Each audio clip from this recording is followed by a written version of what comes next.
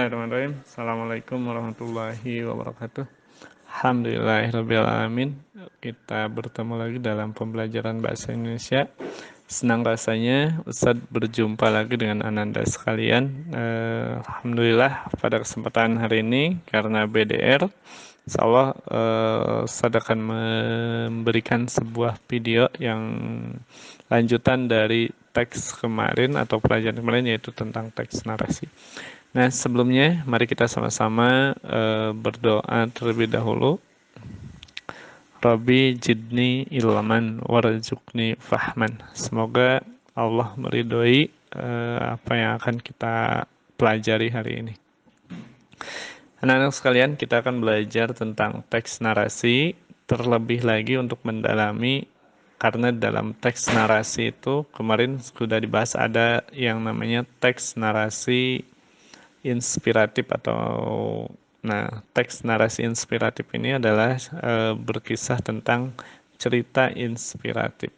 Nah, di dalamnya pasti ada ungkapan. Ungkapan itu adalah pernyataan atau kalimat yang menyatakan simpati, kemudian empati, juga ada rasa kepedulian. Nah, kita akan memperdalam apa sih simpati, empati, dan kepedulian itu. Nah, sebelumnya saya akan sampaikan sebuah kisah yang mengajarkan kita untuk bersimpati dan berempati.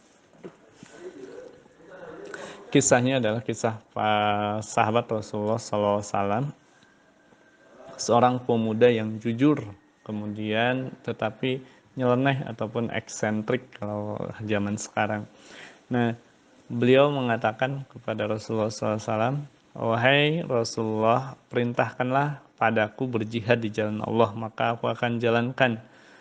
Atau perintahkanlah apapun yang Allah inginkan, tapi izinkan aku dalam satu hal." Nah, jadi ibadahnya bersyarat. Dia ingin beribadah kepada Allah, tetapi juga meminta syarat kepada Rasulullah SAW agar diizinkan suatu hal. Tahukah Ananda apa satu hal itu? Ya, satu hal yang diminta pemuda itu yaitu sangat nyeleneh, yaitu dia minta diizinkan untuk berzina. Padahal kita tahu hukum berzina itu dalam hukum Islam adalah dilarang. Nah, kalau ada orang mungkin kalau kepada kita, aku ingin masuk Islam tapi aku ingin berzina, maka langsung kita mengatakan, oh tidak bisa, Islam melarangnya. Berbeda dengan Rasulullah ketika mendengarkan permintaan pemuda nyeleneh tadi, dengan senyum bijaksana Rasulullah SAW berkata, bagaimana jika yang berzina itu adalah ibumu? Lalu si pemuda itu mengkerutkan alisnya dan berpikir ulang, oh iya ya, kalau dia berzina maka harus ada perempuannya dan ibunya juga perempuan. Nah, seperti itu. Jadi memikirkan bagaimana kalau orang lain pun ingin berzina kemudian menjinahi ibunya, lalu mengerutkan kepalanya dan berpikir. Nah, kemudian Rasulullah bertanya lagi, bagaimana jika yang berzina itu adalah adik atau kakak perempuanmu atau bahkan putrimu? Kemudian pertanyaan Rasulullah SAW yang ditambah membuat dahi pemuda itu lebih berkerut lagi. Ya, kisah pemuda itu memberi pelajaran kepada kita bahwa kita harus menempatkan diri kita di posisi orang lain, ataupun ya sebagai kontrol diri kita ketika kita mau berbuat zalim kepada orang lain atau maksiat pada orang lain, maka pikirkanlah perasaan orang yang kita zalimi, ataupun kita harus memposisikan diri kita pada orang yang dizalimi oleh kita. Ya, anak-anak sekalian, kisah tadi berkaitan erat dengan pelajaran yang akan kita sampaikan hari ini, yaitu tentang pengertian dari simpati. Nah, simpati itu apa? Kalau tadi bahwa Rasulullah SAW mengajarkan kita untuk berada dalam posisi ya orang yang dijinahi ataupun misalnya wanita yang dijinahi, jika wanita itu adalah ibu kita. Nah, simpati itu adalah keadaan jiwa seorang dalam menyikapi masalah orang lain dengan menampilkan sikap iba dan kasihan. Oh ya, kasihan. Nah, itu adalah sikap simpati. Nah, sikap simpati ini baru sikap awal. Nah, kalau dilanjutkan, maka akan ada sikap berikutnya.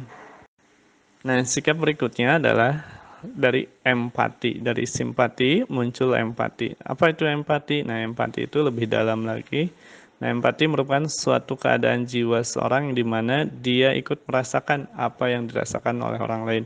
Biasanya rasa simpati ini diikuti dengan tindakan ataupun action atau aksi nyata untuk saling membantu sesama. Nah, jadi eh, kalau simpati hanya bisa verbal saja atau di mulut, saya kasihin. Ada orang jatuh, kasihannya dia. Nah, gitu.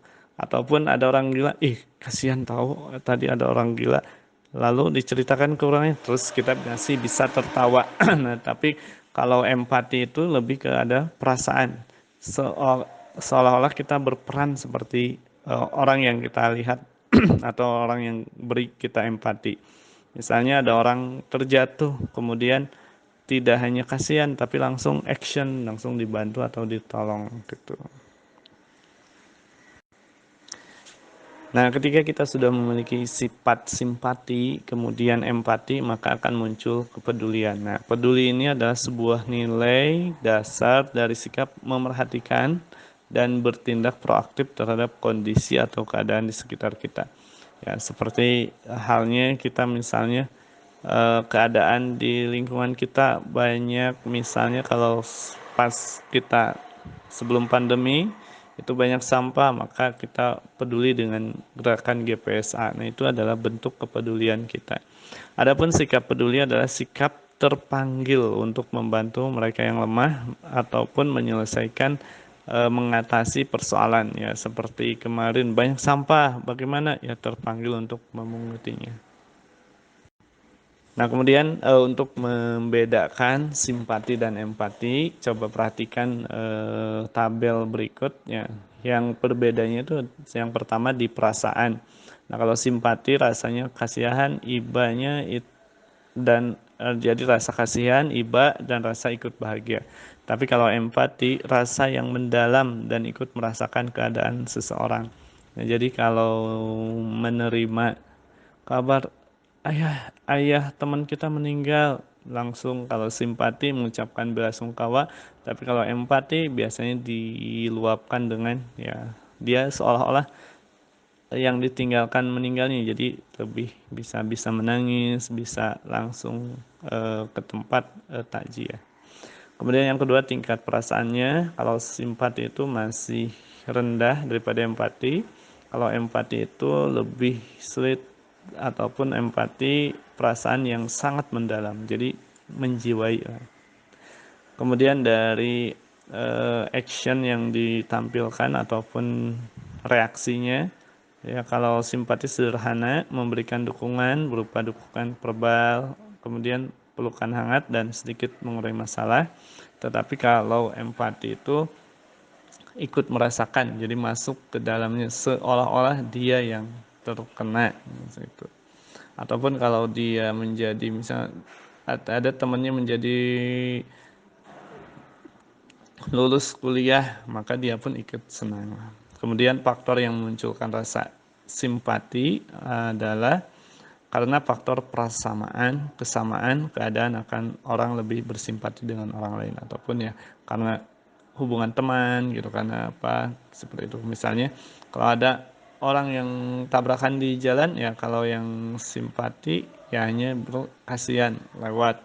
Nah, tetapi kalau yang empati itu rasa empati merupakan rasa yang tetap akan muncul walaupun keadaan berbeda dengan orang. Misalnya kita gak kenal dengan orang itu, karena tadi keterpanggilan, empati merasakan, bisa jadi berhenti dulu kemudian menolongnya, bahkan kalau peduli itu langsung menolongnya gitu.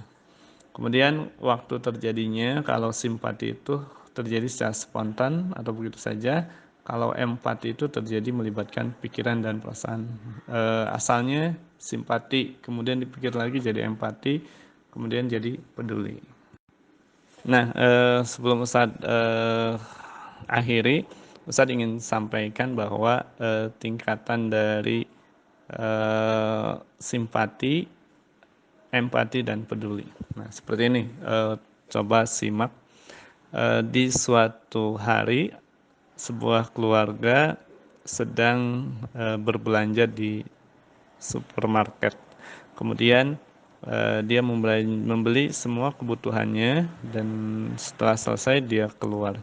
Ketika keluar supermarket, keluarga itu mendapati seorang ibu bersama anaknya yang sedang menengadahkan tangan. Kemudian ayahnya ataupun suami keluarga ini mengambil dompetnya dan mengeluarkan uang Rp1.000 dan dikasihkannya. Tetapi si pengemis tadi memberi isyarat dengan tangannya bahwa mengisyaratkan bahwa uang 1.000 ini tidak cukup untuk beli makan anaknya yang belum makan. Lalu seraya mengisyaratkan untuk meminta lagi, menambah lagi. Kemudian istrinya itu langsung mengibaskan tangannya seolah-olah mengisyaratkan untuk pergi, menyuruhnya pergi. Nah, ketika mau masuk mobil, suaminya teringat bahwa hari itu tanggal 3 dan dia ingin mengecek apakah salary ataupun gajinya dari perusahaan udah masuk atau belum. Ketika masuk ke ATM dan dicek saldonya, dia hanya dan tersenyum, ternyata sudah masuk uangnya. Dan ketika dia kembali kepada istrinya, pengemis itu masih ada. Nah, tanpa pikir panjang, kemudian dia mengambil uang yang tersisa di dompetnya yang warna merah, ya 10.000, kemudian diberikannya lagi kepada pengemis tersebut. Setelah itu mereka pulang. Nah, dari kisah tadi ada yang hanya simpati, kasihan, kemudian ada empati, ada kepedulian. Nah, kalau yang simpati itu ya ketika keluar pengemis kemudian merasa kasihan. Nah, itu adalah simpati. Nah, kalau empatinya mana? Empatinya ketika suaminya itu mengeluarkan uang Rp1.000. Nah, itu dia bersikap empati. Nah, kemudian kalau kepedulian yang mana? Nah, ketika istrinya menyuruh pergi, nah berarti istrinya tidak peduli. Mau cukup, mau enggak, itu bukan urusan saya, itu enggak peduli. Tetapi ketika suaminya mengeluarkan lagi uang 10.000, kemudian memberikan lagi, nah itulah muncul kepedulian. Nah, anak-anak sekalian, mudah-mudahan dengan cerita tadi, Ananda lebih mudah untuk memahami apa itu simpati, empati, dan kepedulian. Ya, di akhir video ini Ustadz ingin menugaskan ada latihan untuk mengasah, menunjukkan mana simpati, mana empati, dan mana kepedulian. Ada 3 kisah yang Ustadz carikan dari website ada tertentu yang mudah-mudahan ini bermanfaat. Nah, tugasnya ada di sana, kalian boleh milih salah satu, boleh juga dibaca semuanya, ketiga-tiga kisah itu, kemudian satunya yang dianalisis. Nah, Ustadz kirimkan lewat aplikasi kunci tugasnya. Itu saja mungkin yang Ustadz sampaikan pada kesempatan hari ini. Mudah-mudahan kita senantiasa menjadi orang yang simpati dan terlebih peduli terhadap kondisi di lingkungan kita masing-masing. Tetap semangat belajar, kemudian tetap jaga jarak dan tetap jaga kesehatan. Mudah-mudahan Allah segera membebaskan kita ataupun mengangkat wabah ini sehingga kita bisa beraktivitas seperti biasa. Saya yang saya sampaikan, terima kasih atas segala perhatiannya. Billahi taufiq wal hidayah. Assalamualaikum warahmatullahi wabarakatuh.